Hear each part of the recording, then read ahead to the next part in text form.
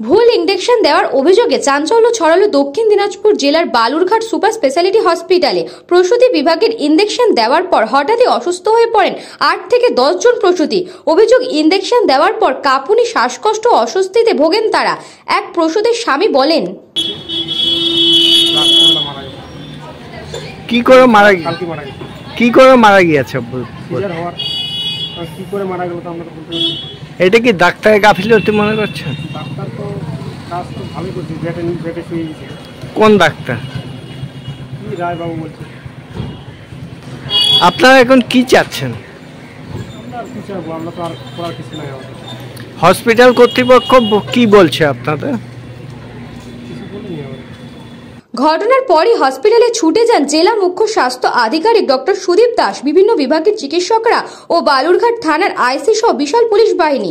দুজন প্রসূতিকে রাতে আইসিইউতে স্থানান্তর করা হয়। ঘটনার তদন্ত শুরু করেছে হাসপাতাল কর্তৃপক্ষ। এমন ঘটনায় প্রশ্নের মুখে সরকারি সুপার স্পেশালিটি হসপিটালের পরিষেবা। দক্ষিণ দিনাজপুর থেকে বিদ্যুৎ Kumar মাহাতোর report, news Banga time. St. Augustine's Day School, Barakpur. Success for every child. Admission open session 2026 to 2027. Contact number 9007934555.